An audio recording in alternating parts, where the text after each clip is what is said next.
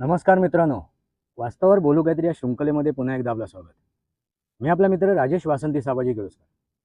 मित्रांनो, कामाच्या व्यस्ततेमुळे मी व्हिडिओ बनवू शकलो नाही. माझ्या घरी आहे मी, भोगवे गाव, वाडी नेवाळी. मित्रांनो, पश्चिम बंगालची निवडणूक झाली. त्यानंतर चर्चा ही पश्चिम बंगालवरतीच आहे.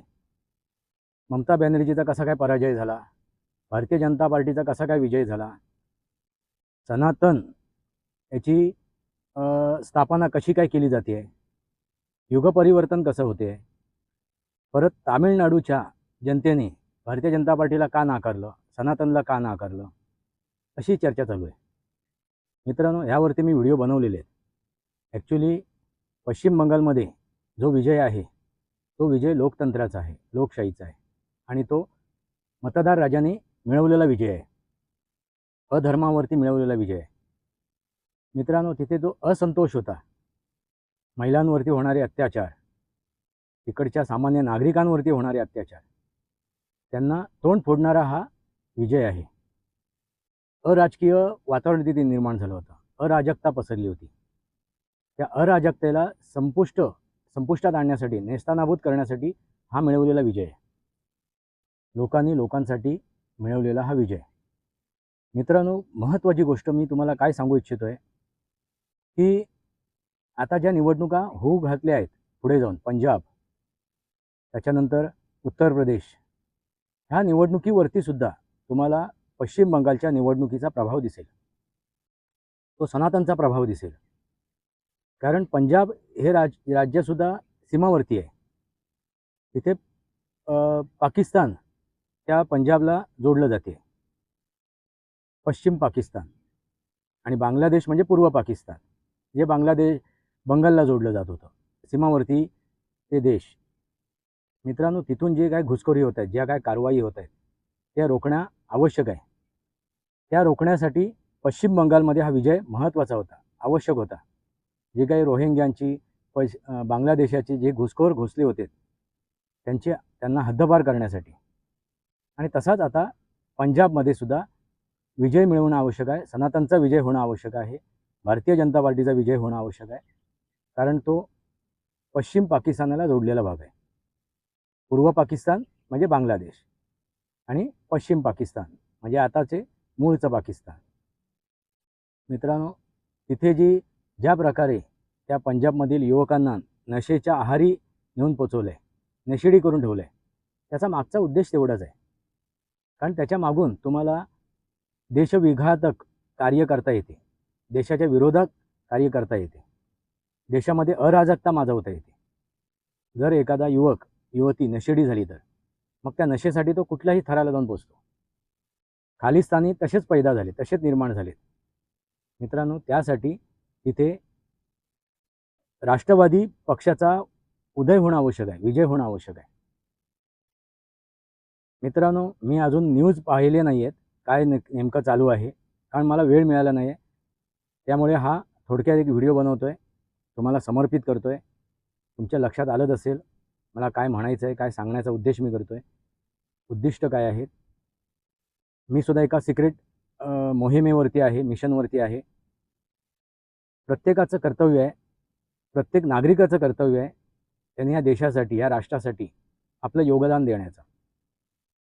नुकताच मी माझ्या गावात आहे, आणि इथे शासनाला आणि प्रशासनाला सुद्धा मी काही गोष्टी त्यांच्या लक्षात आणून देतो आहे.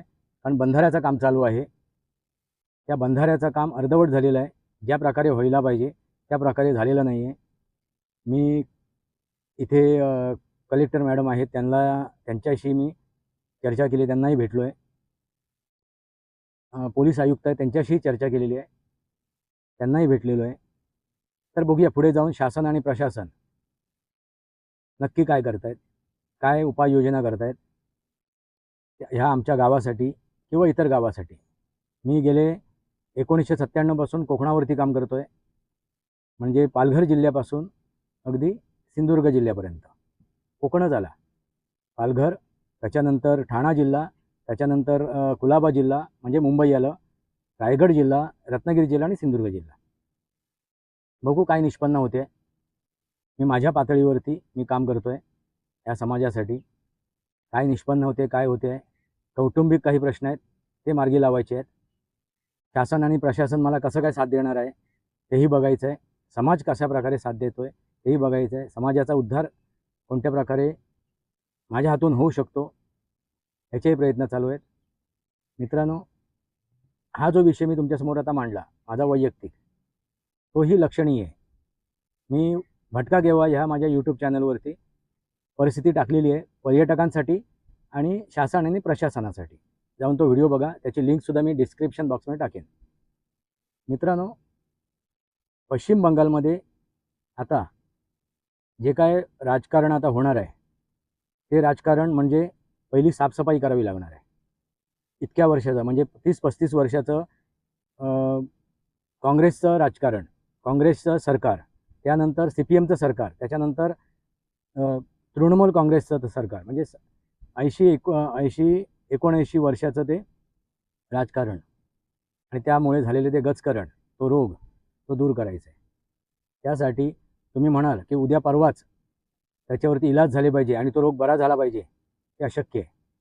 त्यामुळे ती अपेक्षाही करू नका शुभेंदू अधिकारी ह्या मुख्यमंत्र्याकडून आणि भारताच्या पंतप्रधानांकडून. हे वास्तव आहे मित्रांनो. 70 वर्षाची घाण काढता काढता नरेंद्र मोदीजींच्या तोंडाला फेस आलेला आहे.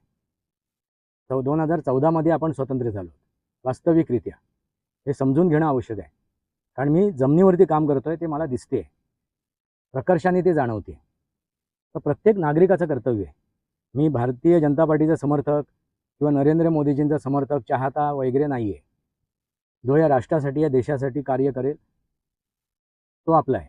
त्याच्या मागे उभं राहणं हे आपलं आद्य कर्तव्य आहे. बघूया पुढे जाऊन काय होते. नरेंद्र मोदी देश विदेशी जे दौरे करत आहेत त्याच्या मागे फिरणं नाही आहे, पर्यटन नाही आहे. देशाच्या उद्धारासाठी, उन्नतीसाठी मार्ग शोधणे, मार्ग उपलब्ध करणे, त्यासाठी ते जगभर फिरत आहेत. आता नुकताच त्यांनी 5 देशाचा दौरा योजलेला आहे. बघूया काय निष्पन्न होते. हेच ते वास्तव आहे. वास्तवावर बोलू काहीतरी माझ्या शृंखलेला सबस्क्राईब करा, बेल आयकॉन दाबा. माझे विचार पडेल लाईक करा, आपले विचार कमेंट बॉक्समध्ये मांडा. तुर्तास इतकंच. भारत माता की जय. वंदे मातरम. जय भारत, जय महाराष्ट्र, जय सनातन.